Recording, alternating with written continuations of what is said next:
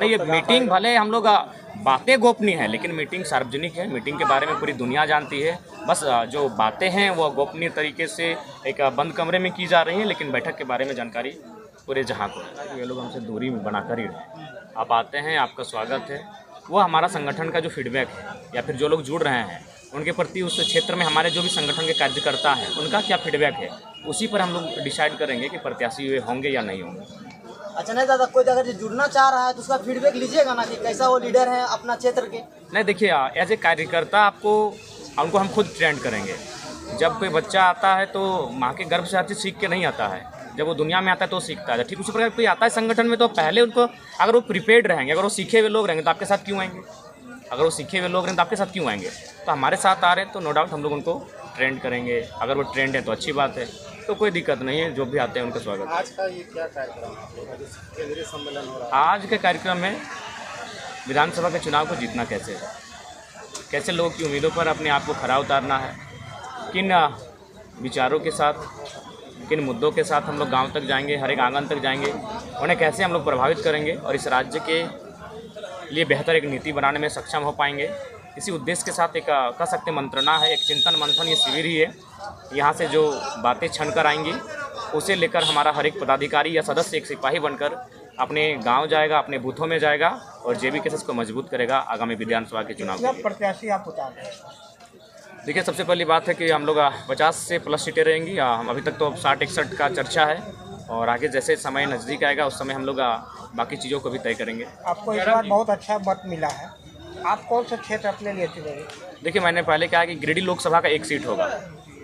गिरिडीह लोकसभा देखिए, उसमें से 4 सीटों पे चर्चा है। टुंडी, डुमरी, गोमिया, बेरमो, ये 4 सीटों पर हमारी चर्चा है लड़ने की। उनमें से एक सीट लड़ेंगे और एक सीट आपका धनबाद लोकसभा में से कोई एक हो सकता है और हजारीबाग लोकसभा में से भी एक हो सकता है। ये ऐसा इसलिए क्योंकि मैं अपने लिए नहीं, अगर मैं अपने लिए चुनाव लड़ता तो मैं दोनों सीटें अपने आसपास की तय करता। मैं 2 सीटें अलग अलग लोकसभा में इसलिए तय कर रहा हूं ताकि जब जहां मैं चुनाव लड़ूंगा उसके जो सीमाओं पे जो सटे हुए 4-5 विधानसभा हैं उस पर उनका प्रभाव रहेगा। और मैं चाहता हूं कि जिस कारण मेरे संघर्ष के कारण हमारी जेबी केसेस की जो टीम के जो विचारधारा है उनके कारण बाकी जो प्रत्याशी हैं उनको भी निकलने का, छनने का अवसर मिले। तो आज किसी प्रत्याशी का नाम ऐलान करने जा रहे हैं? नहीं, आज किसी भी प्रत्याशी का नाम ऐलान नहीं किया जाएगा।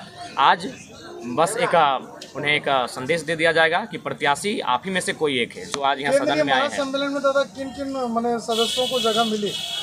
देखिए, जो केंद्रीय कमेटी में है तमाम विंग उनको जगह मिली है और धनबाद और बोकारो जिला मेजबानी कर रहा है, इसलिए धनबाद बोकारो की डिस्ट्रिक्ट टीम को।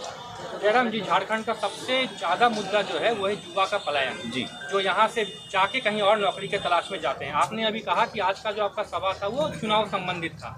अगर जेबी के से सत्ता में आती है, अगर सत्ता की बागडोर जयराम महतो के हाथ में आती है तो ये पलायन को रोकने के लिए, झारखंडी युवा को झारखंड में रोजगार दिलाने के लिए आप क्या करेंगे? सबसे पहली बात देखिए, अगर आप झारखंड को जानते हैं तो प्रमुखतः एक सरकारी नौकरियों के अलावा 2 सेक्टर हैं जहां हम लोग रोजगार को सृजन करते हैं, एक औद्योगिक क्षेत्र और एक माइंस का क्षेत्र।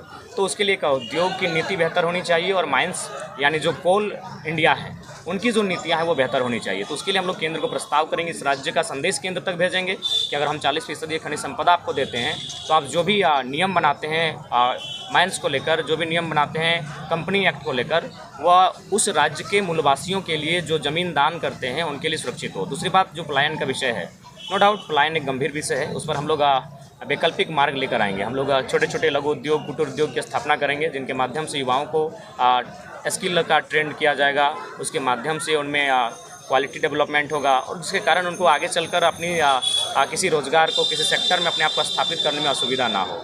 हम लोग पर्यटन को फोकस करेंगे क्योंकि पर्यटन के लिए झारखंड बेहतर विकल्प के रूप में है। हरे हरे पहाड़ हैं, नदियां हैं, झील हैं, झरने हैं, तो पर्यटन पे भी हम लोग बहुत आगे जा सकते हैं। तो पर्यटन पर किसी का ध्यान नहीं रहा है। हम लोग कृषि को आगे बढ़ेंगे क्योंकि हमारे पास नदियों का संचार है, असीम जल संचार है, हमारे पास जल का संसाधन है। तो उसके लिए हम लोग कृषि में जब आगे जाएंगे तो हम लोग दूसरी फसल के लिए जाएंगे, इरिगेशन, एक बेहतर इरिगेशन की व्यवस्था के लिए जाएंगे। तो इन छोटे छोटे मुद्दों पे जब हम लोग काम करने लगे, जब इनको हम लोग अपने 10 साल के विजनरी सेक्शन में शामिल करेंगे और उन पर जब काम करने लगेंगे तो रोज़गार का जो दर है वो कम होगा, जो पलायन का दर है वो कम होगा। तो इन पर हम लोग काम करना पसंद करेंगे। जी दादा, अल्पसंख्यक एक बड़ा मुद्दा है तो अल्पसंख्यक को किस प्रकार से जब केसेस में लाया जाए जो इस बार जीत का फैक्टर देखिए, आप जो बात कह रहे हैं, आप मेरे बगल में ठीक दाहिनी ओर बैठे हैं, उस शख्स का नाम है इखलाक अंसारी। शायद आज से लोकसभा चुनाव से ठीक पहले शायद आप इनसे परिचित नहीं थे। तो हमने तो अल्पसंख्यक को बहुत बड़ा सम्मान दिया, आज बहुत बड़ा सम्मान दिया। 14 लोकसभा की सीटें हैं। एनडीए गठबंधन, इंडिया गठबंधन, किसी का साहस नहीं हुआ कि एक मुस्लिम घर के बेटे को टिकट देने का काम करे या फिर जो अल्पसंख्यक समुदाय से आते हैं उनको टिकट देने का काम करे। उनको केवल दरी कुर्सी बिछाने का कार्य किया।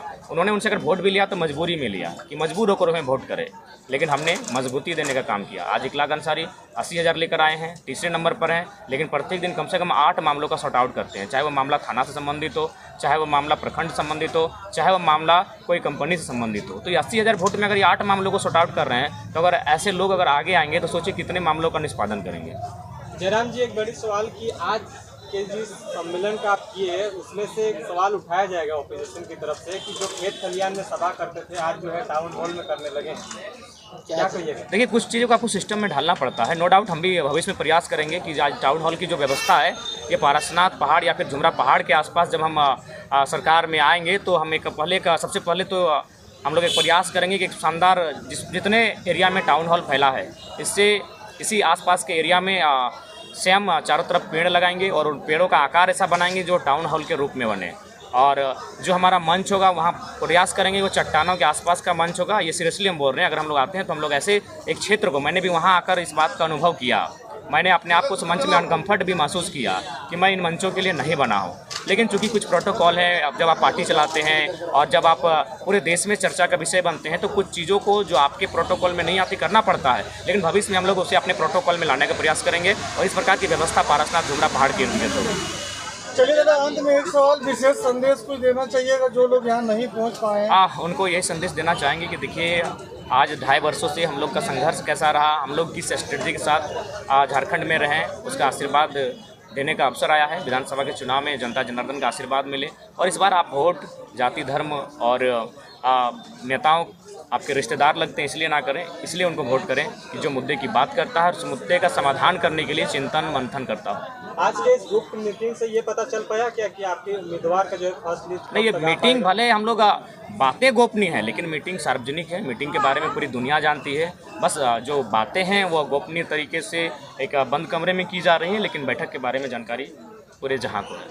अच्छा जयराम जी, विधानसभा चुनाव के बाद अगर जरूरत पड़ी तो आप किस खेमे में जाना? देखिए, हम लोग एनडीए या इंडिया? देखिए, सबसे पहली बात है कि मैंने बार बार कहा कि जो राज्य के हितार्थ के बारे में सोचेगा, जो पेन पेपर में राज्य के विषयों को लिख कर देगा, सोचा जाएगा।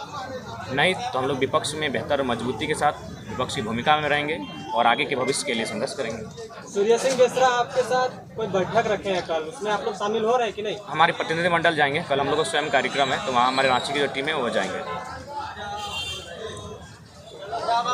धन्यवाद, जोहार, नमस्कार, आदाब।